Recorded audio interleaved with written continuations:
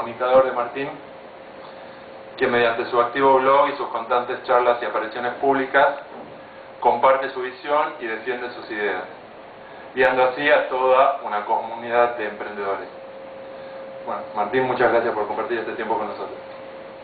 Hola, buenas tardes. Primero quería decir que estoy muy contento de estar en Argentina y hace bastante que no venía, y estuve ya hablando con bastantes empresarios argentinos, y quizás lo que se puede destacar de los empresarios argentinos ahora, o emprendedores argentinos, o gente que hizo empresas en los últimos años, es que no les impresiona tanto lo que está pasando en el resto del mundo como a los de New York, como a los de Estados Unidos en general, como a los de Silicon Valley, como a los de Europa en general, porque la Argentina está como curada de espanto de todas las crisis y todas las cosas, y para la Argentina esta es una crisis más. También creo que eso me ayudó a mí en mi carrera, haber crecido en Argentina y haber vivido tantos vaivenes, tantos cambios, tantos momentos en que a uno le cambian las reglas del juego, y que ese entrenamiento me vino muy bien para hacer negocios afuera de la Argentina, donde hice casi todos mis negocios. Entonces lo que yo quería hacer hoy era primero hacer unas preguntitas para entender un poco el público en general. Quería saber primero más o menos a quién le gustaría, o le gustaría ser emprendedor de la gente que está aquí. Pueden levantar la mano, sí. Ok, muy bien, bueno, pues vamos a hablar de eso. Pero también quería preguntar si querrían escuchar, además concretamente de las empresas que yo hice, de las empresas en las que invierto. Primero mi idea es hablar, si les parece bien, de las condiciones macroeconómicas que existen ahora en la Argentina y en el mundo, y después hacer como el Google Earth, ¿no? El zoom in y llegar aquí donde estamos, si les parece bien. ¿Okay? Bueno, porque yo creo que estos son tiempos especiales y que hay que hablar de lo que pasa en el mundo, porque lo que pasa en el mundo, aunque aquí en Argentina ya era muy difícil conseguir crédito, era muy difícil conseguir capital de riesgo, era muy difícil armar empresas, ahora el resto del mundo se parece mucho más a la Argentina, digamos. Entonces, es interesante ver que la gente que salió adelante aquí está especialmente preparada, y que salir adelante aquí es muchas veces facilita, y por eso hay bastantes empresarios y emprendedores argentinos afuera de la Argentina y que hacen cosas afuera de la Argentina. Este es un medio muy difícil porque hace muchos años ya que en la Argentina no hay crédito, no es muy difícil obtener crédito, ahora en el resto del mundo tampoco hay crédito. Entonces, ahora lo que hace falta es increíble ingenio e imaginación, más que antes. Pero hay casos de empresas, y hay muchas empresas, y especialmente en Internet, que fueron empezadas en la época del 2001 al 2005, donde tampoco había crédito. Y últimamente lo que estamos viviendo es que cuando hay crédito es como una ventana que se abre y se cierra rápido, ¿no? Porque no hubo crédito a partir del 2001-2002, hubo un poco de crédito y después volvió a desaparecer. Es muy interesante estudiar las empresas que surgieron cuando no había crédito. Por ejemplo, para ver por ejemplo, ¿hay alguien aquí que use Flickr? ¿Flickr?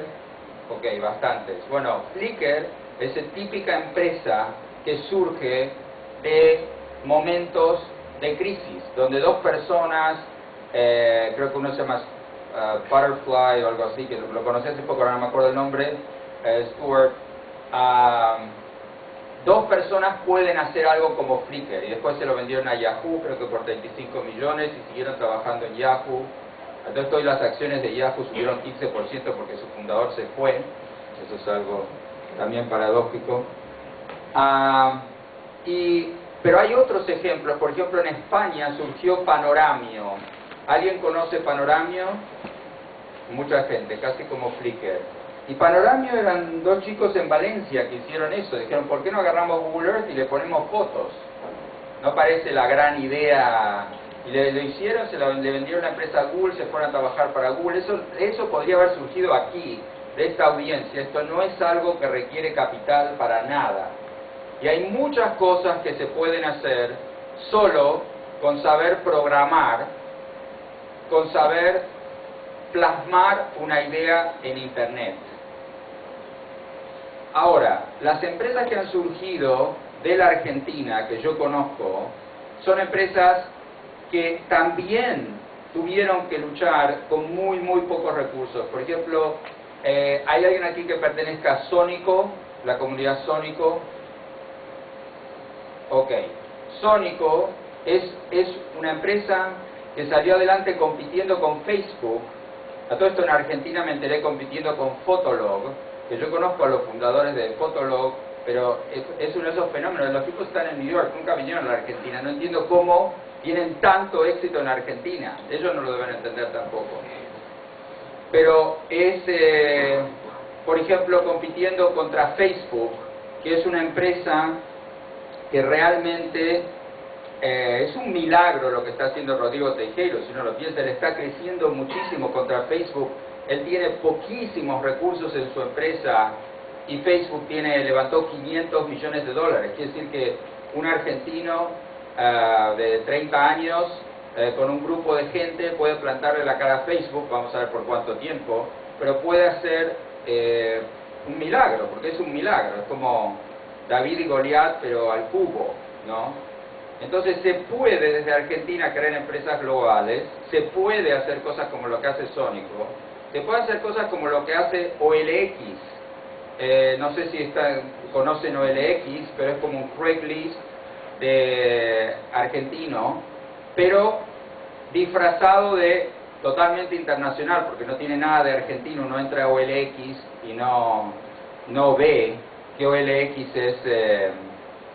es una empresa argentina y tiene, creo que en Rusia, en India, en China, es como los clasificados por internet. Ahora, Alex Oxenford y Fabrice, amigos que conozco, ellos hacen las cosas en Argentina, pero levantan los fondos en Estados Unidos para poder hacer un OLX. Pero lo han conseguido y ya están muy cerca de ser rentables. Sónico está muy cerca de ser rentable. Y entonces la crisis esta los agarra ya bien preparados. Entonces las dos posibilidades, los dos modelos son Panorami o Flickr, que son dos amigos con una compu que programan y ponen un sitio y que no necesitan muchos recursos. Entre paréntesis, YouTube es una historia bastante parecida. Chad, a quien conozco bastante bien, es decir, está bien, ellos habían estado en PayPal, tenían recursos y levantaron un poco de capital de riesgo, pero realmente lo que han hecho con YouTube no se puede creer el tamaño que tiene YouTube, ¿no? La fama, la importancia que tiene YouTube. Y eso también es el tipo de empresa que surgió durante la sequía, ¿no? Estas son empresas que surgieron durante la sequía, que surgieron entre el 2001, 2003, 2005. Pero lo que yo quiero alentar a la gente que está aquí, hay sequía, no hay duda, hay sequía. Pero con la sequía lo que se ve, la sequía financiera, lo que se ve es que cuando algunas plantas crecen sin competencia. Cuando llueve, llueve para todos, ¿no? Eso también es muy importante. Si uno logra sobrevivir con poca agua, los demás no. Es un poco así de sencillo. Entonces lo que yo voy a hacer ahora es mostrar algunas empresas en las que invertí yo y explicar un poco lo incoherente que es mi estrategia de invertir y suicida a veces, pero yo invierto en empresas que me apasionan, con emprendedores que me apasionan y que siento que son parecidos a las cosas que puedo hacer yo, de las que también voy a hablar. Pero quería empezar con esta empresa porque ya es el máximo ejemplo de una empresa absolutamente ridícula en la cual invertir, ¿no? Que es 23andMe.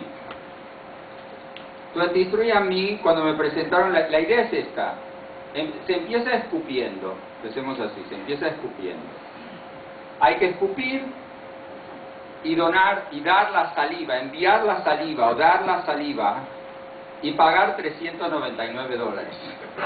Entonces, ¿de cuánta gente va a tener ganas de escupir y pagar $399? Además, no hay que escupir un poco, hay que escupir mucho, hay que llenar una tacita de saliva. Pero resulta que mucha gente lo hace porque le cuentan su genoma, ¿no?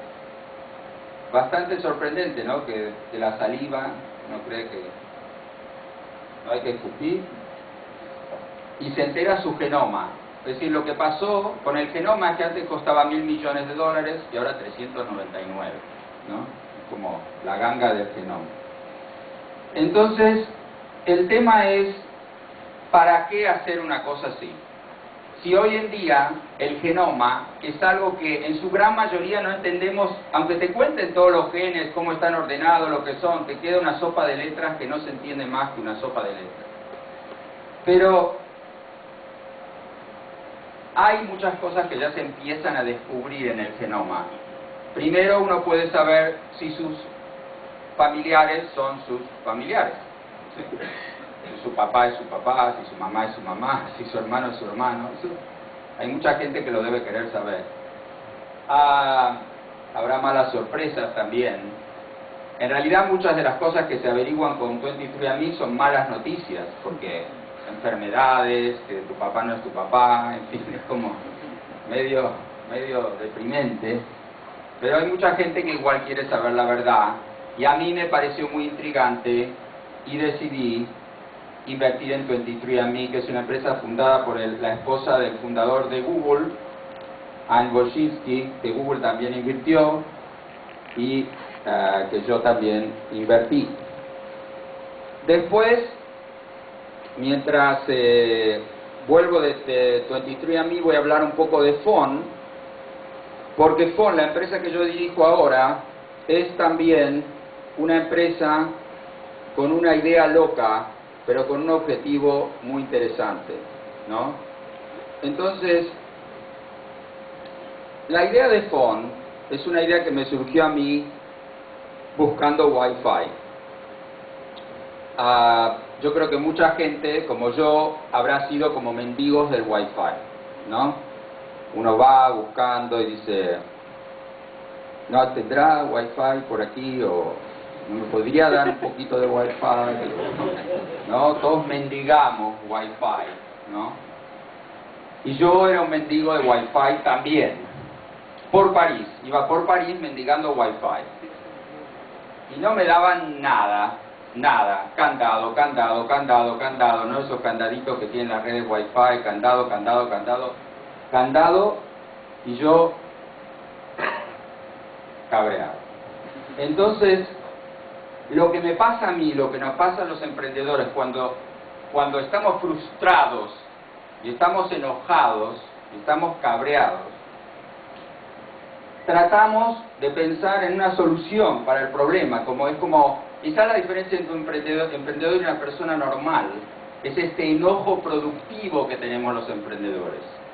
No solo decimos, por ejemplo, no sé, qué mierda que no puedo conseguir Wi-Fi, sino que vamos un paso más allá y decimos, ¿por qué no puedo conseguir Wi-Fi? ¿Por qué están todas las redes cerradas? ¿Qué le cuesta al tipo que está ahí, que ni siquiera está en su casa, darme un poquito de Wi-Fi a mí? Porque además el tema digital es muy interesante, por eso mi hijo dice que la piratería digital no es un robo, porque yo le estaba tratando de explicar a mi hijo cuando tenía 12 años, me dice, mira papá, si yo tengo la Nintendo y me la roban, eso es un robo, pero si yo, sin perder nada, le doy una copia de un juego a un amigo, ¿dónde está el robo? Claro, se fue la discográfica, el que hace el juego, la película, ya lo sabemos todos.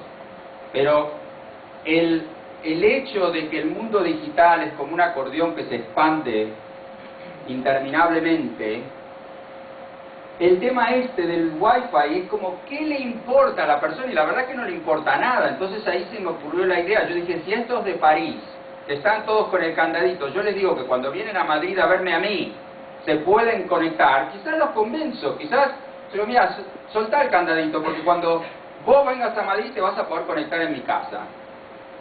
Y entonces se me ocurrió eso a escala global. Y dije, ¿qué pasa si todos soltamos el candadito a cambio de que otros no dejen entrar a su red? Porque muchos, a todo esto vi que en la Argentina bastante gente deja las redes abiertas, cosa que me gustó. Pero en Francia nadie, ¿ok? Pero no es porque sea mala gente, es porque los operadores les dan todas las redes cerradas. También, porque les entregan el servicio de ADSL con Wi-Fi y la red cerrada. Entonces, se me ocurrió lo que se nos ocurre a los emprendedores que tenemos algo que ver con la informática, que al final es un hack, ¿no? Es un hack, es un programa que se mete y cambia el comportamiento de algo que usamos normalmente. Eso es un hack, ¿no? Y entonces a mí se me ocurrió la idea de crear un hack, un software que fuera metido en los routers y que les cambiara la personalidad. Que los routers Wi-Fi que sirven solo para nosotros se transformen, dividan la señal de Wi-Fi en dos y creen dos señales Wi-Fi, dos SSIDs, una para los demás y una para nosotros. Una pública abierta y una encriptada cerrada. Porque cuando nosotros abrimos nuestra red Wi-Fi con mucha generosidad, quien sea que se conecte, que está muy bien, pero la verdad esa persona está dentro de nuestra red. Esa persona puede limpiar nuestros paquetes, puede imprimir en nuestra impresora, puede hacer un montón de cosas. Es una persona que entró adentro de nuestra red. Entonces, es difícil decirle a todo el mundo que abra la red, porque crea una sensación de incertidumbre eso, ese clima, o sin duda afecta a la seguridad informática. Entonces nosotros encontramos una manera segura de ofrecer roaming, ¿ok? De dejar de mendigar. Esa era la idea, dejar de mendigar por Wi-Fi, que sea un derecho. Si yo comparto un poquito en mi casa, puedo navegar gratis por todos lados. Entonces uno dice, pero ¿se puede construir una empresa global en torno a eso? Sí. Ahora pones la red Wi-Fi más grande del mundo, la red más grande de Japón, la segunda red más grande de Corea, la red más grande de Taiwán, la segunda red más grande de Hong Kong, la primera o la segunda red más grande de todos los países de Europa, de Estados Unidos, pero casi no existe en la Argentina, ¿no? Entonces no existe en la Argentina porque la estrategia de FON se chocó contra un sistema, el sistema argentino, que es un sistema que, especialmente el sistema, bueno, existente ahora, que protege el pasado y a costas del futuro, digámoslo, porque para mí este país sin duda tendría que ser, como son los países europeos y como es Estados Unidos y como son los países asiáticos, que la informática no paga impuestos. Nosotros podemos mandar nuestras foneras, se llaman los routers, las foneras, esto de aquí, las foneras, las podemos mandar por todo el hemisferio norte y no pagan impuestos. Si no estamos vendiendo mucho en Estados Unidos, la mandamos a Japón. Si no funciona en Japón, la mandamos a Corea. Y aquí, bueno, aquí es, pero no solo que cobran impuestos por la fonera, inventan un valor de la fonera, le atribuyen un valor de la fonera como router wifi, que no tiene nada que ver con el verdadero valor, porque a nosotros nos cuesta muy poco hacer las foneras. Entonces, FON se encontró con una barrera cuando llegamos a la Argentina. Y como nosotros somos solo 60 personas para construir FON en todo el mundo, sí, yo soy argentino y le tengo mucho cariño a este país, pero todos los demás, mis accionistas y todo, es decir, se acabó la idea de hacer FON en la Argentina. Porque además nos pidieron sobornos, no, y que bueno, que entren en la fonera, no, nosotros las mandamos todas de vuelta a España. Pero no solo por eso, sino porque además nosotros regalamos las foneras cuando empezamos en un país. Nosotros entramos a Japón y regalamos 10.000 foneras. ¿Y por qué las regalamos? Porque al principio el que dona dice, yo dono, pero nadie me da a mí. Entonces decimos, ok, vos sos simpático y donás, yo te regalo la fonera. Y cuando le explicamos eso a la gente de la aduana argentina, que nosotros las regalábamos, creían que mentíamos. Creían que estábamos mintiendo y estábamos tratando de evadir impuestos. Entonces, es doloroso que ya como la paranoia existente, bueno, ya el sistema existente es un sistema muy difícil. Entonces la única manera de entrar a la Argentina para FON es cobrando tanto por la fonera que ya rompe el modelo, es como que rompe el modelo, no se puede cobrar $100, $80 por una fonera. Ya todo esto cuesta $20 hacerla en China, ¿no? Por suerte, la gente que hace software en Argentina no tiene ese problema. Por suerte, la gente del gobierno no se le ocurrió empezar a poner IVA y todas estas cosas para la gente que hace programas y lo distribuye por el mundo. Y ahí queda un agujero. Pero ¿cómo sería de bueno que la informática, digamos, la informática es cultura, llamémoslo así, todos los temas de computación, todo es cultura. Hoy en día no se puede ser culto y ser un analfabeto digital. Y para apoyar a la cultura digital hay que tener hardware, y este hardware hay que traerlo lo más barato posible porque ya hay bastante gente pobre en la Argentina que no puede comprarse sin duda para comer o la ropa y todo lo demás, ni se van a comprar, y menos si pagan por sus productos el doble de lo que se paga en los países ricos por estos productos. Es decir, es absolutamente absurdo y no se me ocurrió una manera todavía de cómo hacer PON en la Argentina. Claro que no es solo el problema en la Argentina, esto es un problema de toda Latinoamérica. Además hay otro problema, que es que en Argentina hay como una especie de agencia que protege al argentino de las ondas posiblemente maléficas que emite el Wi-Fi. Entonces un router que ya fue aprobado en Estados Unidos y ya fue aprobado en toda Europa, en la Argentina dicen que lo tienen que aprobar de vuelta. No sea cosa que a todos los laboratorios de Estados Unidos y de Europa se les haya pasado algo que lo van a descubrir aquí. ¿No? Es una arrogancia, es una tontería hacer eso, es una tontería. Yo si tuviera algo que ver con estas decisiones diría, no, si ya lo aprobaron en Estados Unidos y en Europa, que lo aprueben aquí. Es decir, ¿qué creemos que vamos a descubrir aquí? Que no está... Pero eso sería con todo, yo lo haría con todo. Cualquier medicamento aprobado en Estados Unidos y en Europa, yo lo aprobaría aquí. Cualquier producto aprobado. ¿Para qué? ¿Por qué no ahorrarse el hecho de que ellos ya están gastando tanta plata para hacer todas las pruebas? Entonces, cada país latinoamericano pide una homologación de este router. Y por eso no lo vendemos en ningún país latinoamericano. Porque no tenemos, somos 60 personas, no tenemos plata para estar yendo a Costa Rica que nos aprueben el router, ¿no? Entonces eso es un problema general, que por cierto Europa hizo lo que Latinoamérica nunca pudo hacer, que es una gran pena, que no solo eliminó todas sus aduanas internas, y los que tuvieron la suerte de ir a Europa saben que pueden viajar de un lado a otro de Europa sin mostrar el pasaporte ni nada, entre países que hace no mucho se masacraban entre ellos, sino que además hicieron una moneda común, y además todos estos productos se aprueban para Europa, ya no se aprueban más para España, para Italia, entonces, ok, PON gasta plata, hace las pruebas, aprueba el producto, y entra en un mercado de 400 millones de personas. Es muy difícil aprobar esto para cada micromercado existente, ¿no? Y esa es la parte que es un poco difícil de hacer negocios aquí, de hacer esto aquí.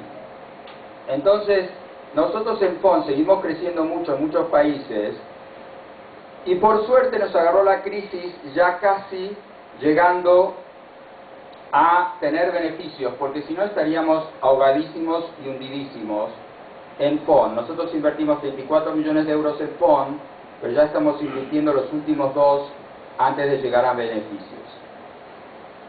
Bueno, ahora voy a hablar de las energías renovables. El tema de las energías renovables es otro tema, y yo no quiero deprimir a nadie, pero solo quiero explicar por qué es difícil hacer ciertas cosas en Argentina, ¿no? Entonces, porque además creo que o la gente se organiza y protesta o cambia de opinión, o nunca van a cambiar las cosas en Argentina. Entonces, en Europa hay subsidios y en Argentina hay subsidios, eso es igual. Pero en Europa hay subsidios al revés que en la Argentina con el tema de la energía. Aquí se subsidia la energía del pasado, y en Europa se subsidia la energía del futuro, y se penaliza la del pasado. Se cobran unos impuestos monstruosos por la energía generada por los a base de carbón, que quema carbón y que tira CO2. Se paga enormes impuestos cuando uno carga nafta, cuando uno Y en cambio se subsidia la energía eólica, se subsidia la energía solar. En cambio aquí se subsidia la energía generada por hidrocarburos y se crea una situación en la cual la energía solar y eólica no vale la pena ni por broma porque la otra está tan barata, cuando la otra todavía necesita para arrancar tener subsidios, ¿no? Entonces la Argentina tiene un potencial enorme de energía solar y eólica. Pero para llegar a tener energía solar y eólica tiene que empezar a, de alguna manera, subsidiar, o por lo menos dejar de subsidiar la otra energía. Entonces nosotros creamos con Miguel Salís una empresa, Eolia, que llegó a hacer tantas granjas solares y tantas granjas eólicas, que llegó a valer en 3 años 700 millones de euros de valor de mercado, ¿no? Por lo menos cuando yo vendí una parte de mis acciones. Entonces, ¿pero por qué? Porque en Europa hay la mezcla de socialismo y capitalismo que funciona, no el socialismo de palabra que hay aquí, de no sé qué, de que Chávez y por vestirse de rojo, sino un socialismo inteligente, porque todos sabemos, es decir, si uno piensa, se podría decir así, que Bill Gates, Warren Buffett y Hugo Chávez están de acuerdo en algo. ¿Qué es que el capitalismo puro no funciona? Warren Buffett no cree que funciona, Bill Gates no cree que funciona, George Soros no quiere que funcione, y Fidel Castro no cree que funcione, y Hugo Chávez tampoco cree que funciona. Y Evo Morales y todo, y los Kirchner no están un poco confundidos. Pero lo que todos podemos estar de acuerdo, que es que el capitalismo salvaje no funciona, vamos a estar todos de acuerdo. Pero lo que estamos en desacuerdo es en cuál es la solución. ¿Cuál es la solución? Y yo creo que la solución es algo bastante parecido a lo que existe en Europa, más que en Estados Unidos. Y sin duda es el caso en el tema de la energía. Porque en el tema de la energía Europa durante mucho tiempo, y estoy hablando de 20 años, se está preparando para el uso de las energías alternativas, y yo no sé si alguien aquí tuvo la suerte de recorrer España o Alemania o Holanda o Dinamarca o esos países, y están llenos de molinos de viento por todos lados. En un día ventoso en España, el 25% de la electricidad que se consume en España viene de la energía eólica. 1/4 de la electricidad de todo el país viene de la energía eólica cuando sopla el viento. Es por eso que nosotros con Miguel Salís pudimos hacer esta empresa. Y uno dice, se agarran de los subsidios, no sé qué. Sí, pero primero las reglas son las mismas para todos. Esto no es un amiguismo de que te dan el subsidio a uno y le dan el subsidio al otro. Se ponen reglas para todos. Hay un montón de empresas que hicieron esto. Y después, que se hacen a 25 años, porque es la única manera de gastar tanta plata poniendo molinos de viento y granjas solares y todas las cosas que nosotros hicimos, si no nos garantizaran que por 25 años vamos a poder cobrar, ¿no? Porque si no, como... Entonces, Eolia, El Moralejo, hay otra empresa, Nesis, que hicimos, una empresa, son empresas, granjas solares, eólicas. La otra empresa, Nesis, también llegó a valer 50 millones de euros muy rápido, pero porque vivimos en un mundo que entiende las limitaciones del capitalismo pero lo apoya, o por lo menos o considera que las empresas tienen que producir, pagar impuestos, la gente que puede pagar más impuestos que los que no pueden. Existe un estado de bienestar, como acá los planes de jefes, jefas y todas esas cosas que yo estoy de acuerdo. Pero no sé cómo la fórmula funciona, es un balance que funciona. Hay gente que dice que en Europa hay un exceso de estado de bienestar y que la gente se aprovecha del estado de bienestar. Algo puede ser. Pero cuando yo salgo en bicicleta por Madrid o por las montañas, yo voy tranquilo. No me roban la bicicleta, ¿okay? Ni nada, ¿okay? Y eso yo creo que tiene un gran valor para el ciudadano, porque vivimos en una sociedad con un coeficiente Gini, que no sé si con una medida de distribución de la riqueza, que es el coeficiente Gini o Gini, que es de 5, Estados Unidos tiene uno de 9, ya es más injusto, pero Argentina tiene uno de 25, ¿okay? En Argentina la diferencia entre los más ricos y los más pobres es muchísimo más alta que en España, muchísimo más alta que en Alemania, que en Italia, que en Francia, y muchísimo más alta que Estados Unidos. Es decir, Estados Unidos es un país mucho más socialista que la Argentina, si uno lo mide con distribución del ingreso. Y cuando uno hace negocios, es muy importante pensar, por ejemplo, las empresas que yo hice, Yastel, Ya.com, vendiendo a DCL, cuando yo hago negocios, yo digo, bueno, a mí me gusta hacer un negocio en uno de los países que tiene los pobres más ricos del mundo. Porque si ellos me pueden comprar el ADSL, todos los demás me pueden comprar el ADSL. Y en Argentina todavía hay mucha gente que piensa que las medidas de distribución y qué sé yo son como malas para los ricos, y los ricos terminan siendo menos ricos, aunque yo sé que aquí la gente cree que los ricos argentinos son ricos, pero son bastante pobres comparados con los otros ricos. Y eso es porque sus pobres son mucho más pobres. No sé cómo decir. Si yo miro un país donde hacer negocio, no digo, ¿cómo están los más ricos? Sino yo miro y digo, pero los pobres, ¿cómo están? Porque si son los pobres más ricos del mundo, todos los demás están mejor que esos. Y todos los demás me pueden comprar la DSL, me pueden comprar los productos que yo vendo, ¿no? Es muy importante tener en cuenta eso. Conclusión, que la Unión Europea es ahora un mercado más grande que Estados Unidos. Es una economía más grande que Estados Unidos y es un mercado más grande que Estados Unidos. Y eso es porque hay una mezcla de capitalismo-socialismo que más o menos funciona, y que funciona bastante bien. Ok, entonces ahora lo que quería hacer era hablar un poco de las empresas que se hacen con muy poca gente. Entonces, ¿alguien conoce aquí Meneame? La empresa Meneame. Sí, bastante gente. Entonces cuesta creer que Meneame tiene 17 millones de páginas vistas por mes y que tiene 2 empleados. 2. Es uno de los sitios de noticias más grandes del castellano y tiene 2 empleados. Ese es el tipo de genialidad. Está bien, la idea no fue de ellos, la idea fue sacada de Digg, es como Digg, que es lo mismo pero en Estados Unidos, que lo hicieron Jay, Kevin, Rose, Jay Adelson. Pero para mí Meneame, que a todo esto lo hizo un argentino que vive en España, y un catalán, o un mallorquín, es el tipo de idea genial que requiere muy poco gasto hacer. Es la típica idea que se podría hacer aquí, es la típica idea que 2 amigos que están aquí lo podrían hacer. No tienen nada en España que acá no tengan para hacer una cosa como Meneame.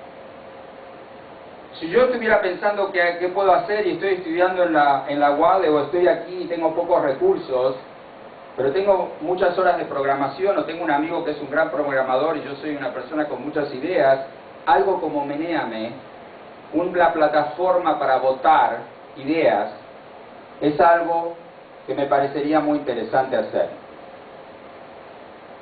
Bueno, después quería hablar del caso de Mobus o Mobus. Mobus, la abejita esta, es una empresa que se acaba de fundir, en la que yo tenía el 1% porque el fundador me lo había regalado, y por darle consejos, y que decidió, volvamos al tema de mendigar, decidió mendigar por internet cuando se vio en la bancarrota. Y por ahora consiguió éxito y tiene bastantes donaciones, y por lo menos no han muerto y están tratando de conseguir inversores. Pero volvieron al aire, porque ellos hacen televisión por internet. Y cuando se quedaron sin plata, pidieron ayuda, y yo los apoyé para conseguir donaciones para que luego conseguir publicidad y conseguir inversores y poder salir adelante. Bueno, esa medida fue súper criticada en mi blog. En España se dice me pusieron a parir. Nunca entendí bien por qué se dice eso, pero me imagino que será porque parir es algo difícil. y me pusieron a parir porque decían que las empresas privadas no pueden pedir donaciones, ¿no? Como que las donaciones las tienen que pedir las ONGs. Y yo decía que si alguien es un fanático de Mobas, o si Radiohead quiere poner su música y pedir donaciones, ¿por qué no? O por ejemplo, toda la comunidad open source vive de donaciones. Entonces es una confusión porque el tipo dice, no, yo hago las cosas gratis, pero por favor, deme una donación. Y dice, pero vos qué sos, una empresa, una ONG, una persona con hambre, ¿no? Y yo creo que es difícil entender, porque muchas veces cuando uno hace una empresa uno no sabe, hasta que pierde plata es una ONG. Todas las empresas que pierden plata son una ONG, ¿no? Y cuando ganan, son unos desgraciados. Es difícil la vida del empresario, ¿no? Es como, si perdés sos un perdedor y una ONG, y si ganás sos un desgraciado. Pero es muy interesante todo el debate que se armó alrededor de Mobas, en mi blog y en otros blogs. Y yo entiendo que es un debate ético. Si uno va a donar a Médicos Sin Fronteras, ¿por qué le va a donar a Mobas? Y la única razón para mí para donar a Mobas es que te gusta ver el show y lo querés ver de vuelta, nada más. Porque esto no es un acto de caridad. Es querer mantener en el aire algo que te guste y que por 4 años viste gratuitamente, y nada más. Es eso. Y después está el modelo de Mobas, pero Just, ¿no? Just es una empresa que hicieron mis socios en FON, Nicolás y Janov, que hicieron Skype, hicieron Kazaa, y ahora hicieron Just. ¿Alguien usa Just? Ok, bastante gente. Entonces Just, el problema de Just es otro problema. Ellos tienen mucha plata, levantaron mucha plata en el momento adecuado, y como son Nicolás y Janos, que hicieron Skype y lo vendieron por $4.000 millones, todos le querían dar plata, yo también les di un poquito. El tema es cómo van a ganar plata los de Just, ¿no? Ese es el problema, y ese es el problema de muchos modelos. Si a YouTube no se lo hubiera... Eric Schmidt lo dijo hace poco, que no saben todavía cómo ganar plata con YouTube. Entonces, ¿cuál es el dilema principal de YouTube y de Just? El problema es este. Cuando Janos y Nicolás hicieron Kazaa, les hicieron unos juicios terribles y les hicieron pagar unas multas impresionantes. Y ellos dijeron, nosotros nunca vamos a poner en internet, nunca más, nada que no tengamos los derechos, ¿no? Pero la verdad que YouTube está lleno de material que no tiene los derechos. Y YouTube tiene un... Siempre le hacen juicio a YouTube. Viacom le hace juicio a YouTube. Cuando Chat vendió, yo lo conocí a Chat antes de que le vendiera a Google. Y realmente su situación era muy difícil. Él sabía que le iban a hacer juicios, ¿no? Era como... Él estaba como esos que van escapándose a la frontera de México. Pero esto no le digan que lo dice. Pero era como... Él estaba angustiado por el tema de que la gente colgaba cosas en YouTube que violaban los derechos de copyright, ¿no? Pero justamente por eso a YouTube le va muchísimo mejor que a Just, ¿no? Esa es como otra de las paradojas: donaciones, ONG, ganar, perder, simpático, desgraciado. Y la otra es ladrón, no ladrón, cuando uno es un ladrón. Es como, son cosas que van, o cuando nosotros hicimos Viatel, inventamos el callback.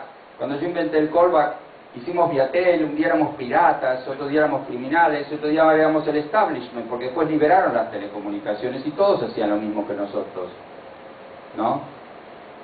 Aunque ganábamos más cuando éramos piratas, pero bueno, eso es otra cosa.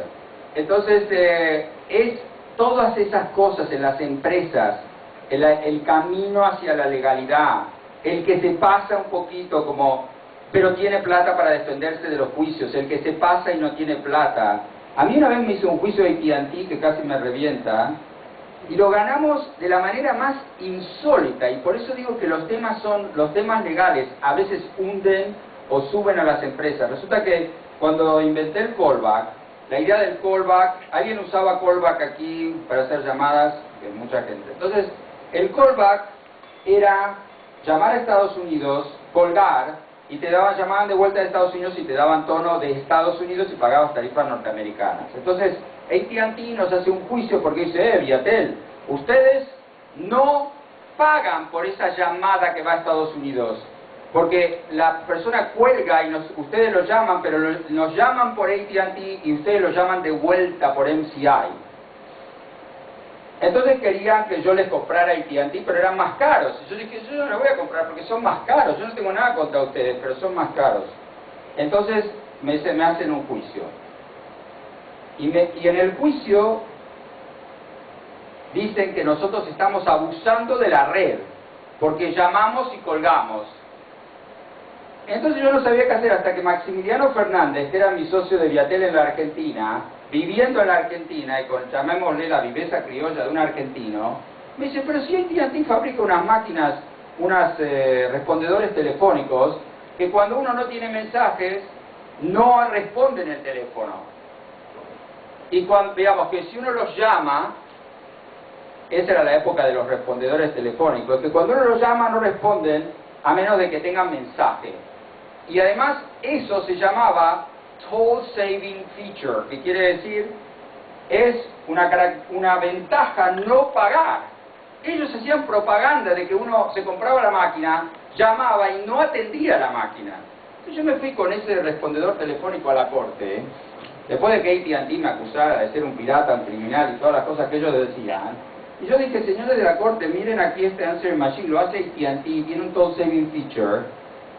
Y ellos dicen que yo soy un pirata y ellos hacen lo mismo para vender su propio producto. Y ganamos.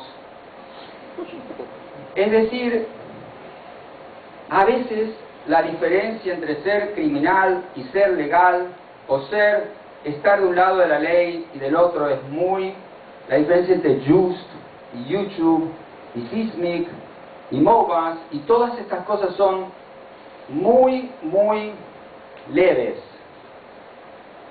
La de Kazaa no era tan leve, ¿no? Esa claramente no era así. Bueno, lo que yo pienso que podríamos hacer ahora es hacer un poco de preguntas y respuestas. Así hacemos un poco la cosa más dinámica. Así que vamos a pasar a las preguntas y respuestas, que pueden ser sobre empresas concretas o cosas concretas que yo haya hecho, o sobre temas que ustedes, cosas que quieren hacer, o temas macroeconómicos generales, como diciendo, como qué pienso de cuánto tiempo vamos a estar así, o todas estas cosas. Así que, ¿alguna pregunta? Sí. Vas a tener que hablar muy fuerte. Sí. Vos dijiste el ejemplo de Panoramio, ¿no? Sí, Panoramio.